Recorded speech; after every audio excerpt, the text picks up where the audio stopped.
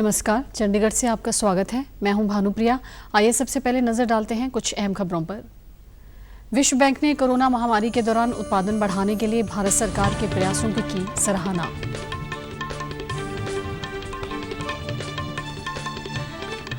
केंद्रीय जल शक्ति मंत्री तथा पंजाब भाजपा प्रभारी के अनुसार पंजाब में वर्ष 2024 के लोकसभा चुनावों में पार्टी करेगी अच्छा प्रदर्शन। और देश भर में गणेश चतुर्थी आज मनाई जा रही है श्रद्धा और आस्था से। अब समाचार विस्तार से। विश्व बैंक ने कोरोना महामारी के दौरान उत्पादन बढ़ाने के भारत सरकार के प्रयासों की सराहना की है। विश्व बैंक ने कहा है कि भारत सरकार ने गुणवत्ता से कोई समझौता किए बिना स्थानीय उत्पादन को प्रोत्साहित करने की नीति अपनाई, जिससे वैश्विक आपूर्ति पर निर्भरता कम हुई। विश्व बैंक की रिपोर्ट में आवश्यक चिकित्सा सामग्री की सुचारू आपूर्ति बनाए रखने के लिए केंद्र सरकार द्वारा किए गए उपायों पर भी गौर किया गया है। रिपोर्ट में कोविड उपचार से जुड़ी सामग्री और जीवन रक्षक संयंत्रों के लिए घरेलू बाजार को विस्तार देने के प्रयासों का भी उल्लेख है। विश्व बैंक ने कहा है कि परीक्षण में निजी क्षेत्र की सक्रिय भागीदारी को प्रोत्साहित करना सरकार के प्रयासों में विशेष रहा। रिपोर्ट के अनुसार भारत ने निर्यात प्रतिबंध भी शीघ्र लागू किए और घरेलू निर्माण को बढ़ावा देने के लिए निजी क्षेत्र की मदद की। केंद्रीय जल शक्ति मंत्री तथा पंजाब भाजपा प्रभारी गजेंद्र सिंह शेखावत कल और आज 2 दिन के लिए श्री आनंदपुर साहिब लोकसभा क्षेत्र के दौरे पर हैं। उन्होंने अपने इस दौरे के अंतर्गत मोहाली में एक प्रेस वार्ता के दौरान कहा कि पार्टी के लिए हमेशा देश प्राथमिक है। वो पार्टी हमेशा से देश पहले की नीति पर काम करती आई है। उन्होंने 2022 के विधानसभा चुनावों की बात करते हुए कहा कि इन चुनावों में बीजेपी के वोट प्रतिशत में बढ़ोतरी हुई है। जनता पार्टी का मत प्रतिशत बढ़ा और हमारे कैंडिडेट्स ने हर एक जगह पर सब बूथ्स पर अपने जो है कार्यकर्ताओं की उपस्थिति को लगभग सब जगह पर हमने मार्क करने में कामयाबी प्राप्त की। 2022 का चुनाव जो है मित्रों, वो एक ऐसा चुनाव था जहां पंजाब की जनता ने प्रतिक्रिया स्वरूप वोट किया था। पंजाब की मौजूदा आप सरकार की बात करते हुए उन्होंने कहा कि मौजूदा राज्य सरकार लोगों से अपने किए हुए वायदों से मुकर रही है व लोगों का मन आप पार्टी से मुड़ रहा है। भाजपा मौजूदा पंजाब सरकार की नाकामियों को लोगों तक लेकर जाएगी। उन्होंने कहा कि 2024 के लोकसभा चुनावों की तैयारी की जा रही है। उन्होंने आशा व्यक्त की कि वर्ष 2024 के चुनाव में राज्य तथा इस लोकसभा क्षेत्र में बीजेपी विजयी होगी।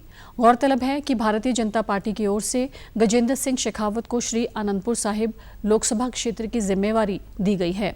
उन्होंने कहा कि प्रधानमंत्री नरेंद्र मोदी द्वारा शुरू की गई योजनाओं के साथ साथ पार्टी की नीतियों को भी लोगों तक पहुंचाया जाएगा।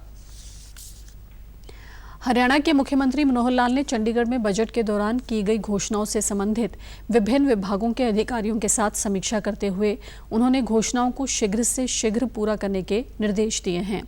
मुख्यमंत्री ने स्कूल शिक्षा विभाग, उच्च शिक्षा विभाग और कौशल विकास एवं औद्योगिक परीक्षण विभाग को स्कूल, कॉलेज, ITI में छात्रों को परिवहन की सुविधा उपलब्ध करवाने के निर्देश भी दिए। उन्होंने कहा कि तीनों विभाग सर्वप्रथम नोडल अधिकारी नियुक्त करें जो इस पूरी प्रक्रिया को संभाले, साथ ही ब्लॉक स्तर पर फुल टाइम टेबल तैयार किया जाए। मुख्यमंत्री ने स्कूल शिक्षा विभाग के अतिरिक्त मुख्य सचिव को विशेष तौर पर मॉडल संस्कृति स्कूलों की संख्या बढ़ाने के निर्देश दिए। इसके अलावा उन्होंने स्वास्थ्य विभाग को अपनी टेस्टिंग सुविधा और सुदृढ़ करने के लिए भी कहा ताकि कोई भी व्यक्ति पानी, दूध, मिठाई या खाने योग्य अन्य पदार्थों को टेस्ट करवा सके।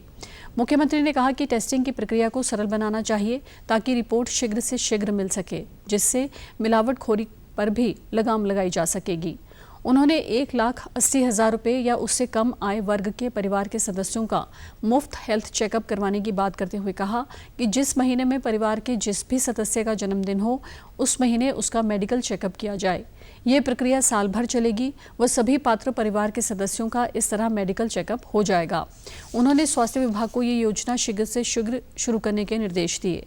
मुख्यमंत्री ने हाउसिंग फॉर ऑल विभाग सर्वे का कार्य समयबद्ध तरीके से पूरा करने के निर्देश देते हुए कहा कि हर परिवार के सिर पर छत देना हमारा लक्ष्य है, इसलिए विभाग जल्द से जल्द इस काम को पूरा करे। पंजाब के कृषि मंत्री कुलदीप सिंह धालीवाल ने कहा है कि राज्य सरकार की ओर से मालवा की कपास पट्टी के किसानों के हक में बड़ा फैसला लेते हुए कपास पर आड़त 2.5% से घटाकर 1% की जाएगी। कृषि मंत्री ने कुछ दिन पहले मालवा की कपास पट्टी का दौरा करके किसानों की समस्याएं सुनी थी, जिसके बाद किसानों को लाभ देने के लिए ये ऐलान किया गया है।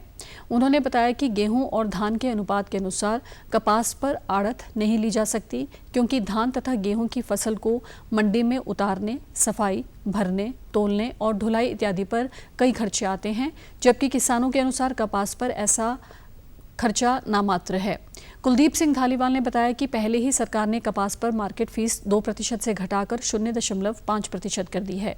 उन्होंने कहा कि कपास पट्टी के किसान बहुत सी दिक्कतों का सामना कर रहे हैं तथा आड़त कम करने के फैसले से किसानों को कुछ राहत मिलेगी। कृषि मंत्री ने कहा कि कपास पट्टी के किसानों और व्यापारियों की मांग पर ये फैसला लिया गया है। उन्होंने कॉटन फैक्ट्रियों के फिक्स चार्ज माफ करने के लिए पंजाब राज्य बिजली रेगुलेटरी अथॉरिटी के चेयरमैन के साथ भी बातचीत की। आर्थिक मामलों से संबंध मंत्रिमंडल की समिति ने राज्यों और केंद्र शासित प्रदेशों को रियायती दरों पर चना दाल की आपूर्ति कराने को मंजूरी दे दी है। यह दाल विभिन्न कल्याणकारी योजनाओं में इस्तेमाल की जाएगी। राज्यों और केंद्र शासित प्रदेशों को चने की दाल मूल्य समर्थन योजना और मूल्य स्थिरीकरण कोष से खरीदे गए भंडार में से दी जाएगी। समिति ने मूल्य समर्थन योजना के अंतर्गत तुअर, उड़द और मसूर की दालों की खरीद की सीमा 25% से बढ़ाकर 40% कर दी है। स्वीकृत योजना के तहत राज्यों और केंद्र शासित प्रदेशों को 8 रुपये प्रति किलोग्राम के हिसाब से 15 लाख मीट्रिक टन चना खरीदने का प्रस्ताव किया गया है। यह आपूर्ति पहले आओ पहले पाओ के आधार पर की जाएगी।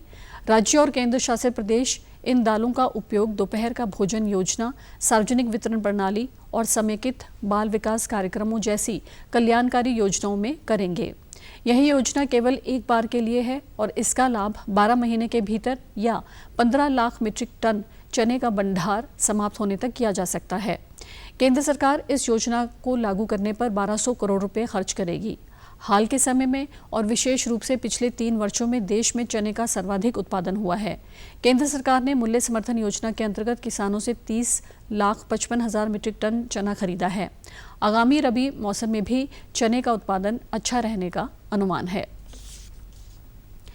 1 सितंबर से 30 सितंबर तक मनाए जाने वाले पोषण माह से संबंधित आज चंडीगढ़ में यूटी महिला तथा बाल विकास विभाग की सोशल वेलफेयर सचिव नीतिका पवार की अध्यक्षता में समीक्षा बैठक हुई। बैठक के दौरान राष्ट्रीय पोषण माह 2022 के एक्शन प्लान पर चर्चा की गई। कुपोषण के खिलाफ जागरूकता तथा इसे समाप्त करने के लिए बहुत से कार्यक्रम किए जा रहे हैं। पोषण माह के अंतर्गत टेक्नोलॉजी के इस्तेमाल, विशेष मुहिम, जानकारी, जन भागीदारी से कुपोषण को दूर करने के बारे में महत्वपूर्ण कार्य किए जाएंगे। केंद्र सरकार की ओर से पोषण अभियान के अंतर्गत सभी राज्यों, केंद्र शासित प्रदेशों, जिलों तथा कस्बों को कवर किया जाएगा। इस कार्यक्रम का उद्देश्य शिशुओं, गर्भवती महिलाओं, स्तनपान करवाने वाली माताओं को प्राप्त पोषण प्रदान करना है। गणेश चतुर्थी आज श्रद्धा और आस्था से मनाई जा रही है। यह उत्सव बुद्धि, विवेक, समृद्धि और सौभाग्य के प्रतीक भगवान गणेश के जन्म के उपलक्ष्य में मनाया जाता है। 10 दिन तक चलने वाले उत्सव के दौरान घरों और पूजा स्थलों में गणेश प्रतिमा स्थापित की जाती है। महाराष्ट्र का सर्वाधिक लोकप्रिय गणेश चतुर्थी पर्व आज से शुरू हो गया है। राज्य में इस त्योहार का विशेष महत्व है, क्योंकि समाज के अलग अलग वर्गों के लोग इस त्योहार को बड़े स्तर पर मनाते हैं। 10 दिन चलने वाला ये उत्सव कोविड प्रतिबंधों के बिना पूरे हर्षोल्लास के साथ मनाया जाएगा। कल शाम से श्रद्धालुओं ने अपने अपने घरों और सार्वजनिक पूजा पंडालों में भगवान श्री गणेश की प्रतिमाएं स्थापित करना शुरू कर दिया है। राष्ट्रपति द्रौपदी मुर्मू ने गणेश चतुर्थी पर देशवासियों को बधाई दी है। उन्होंने अपने संदेश में कहा कि गणेश चतुर्थी विवेक, समृद्धि और सौभाग्य के प्रतीक विघ्नहर्ता मंगल मूर्ति भगवान गणेश का जन्मोत्सव है। राष्ट्रपति ने लोगों से भगवान गणेश के आशीष से सौहार्द और सद्भाव बनाए रखने का अनुरोध किया। उपराष्ट्रपति जगदीप धनखड़ ने गणेश चतुर्थी पर लोगों को बधाई दी है।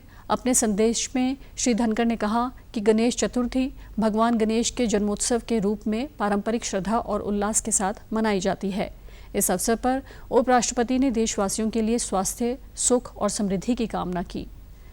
प्रधानमंत्री नरेंद्र मोदी ने गणेश चतुर्थी के अवसर पर लोगों को बधाई दी है। अपने ट्वीट संदेश में प्रधानमंत्री ने आशा व्यक्त की कि भगवान गणेश का आशीर्वाद हमेशा देशवासियों पर बना रहेगा।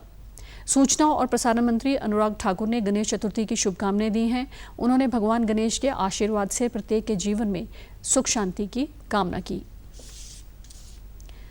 कोरोना वायरस का खतरा अभी टला नहीं है, इसलिए सभी से निवेदन है कि बाहर जाने के समय मास्क जरूर पहनें, सामाजिक दूरी बनाए रखें, बार बार अपने हाथ साबुन से धोएं और सैनिटाइजर का इस्तेमाल करें। और आप हमारे समाचार YouTube channel DD News Chandigarh, Facebook DD News Chandigarh और Twitter handle DD News CHD पर भी देख सकते हैं। इसी के साथ चंडीगढ़ से समाचारों का सिलसिला समाप्त होता है और अब मैं स्टूडियो से बाहर जा रही हूँ तो मैं अपना मास्क पहन रही हूँ। आप भी घर से बाहर जाएं तो मास्क ज़रूर पहनें।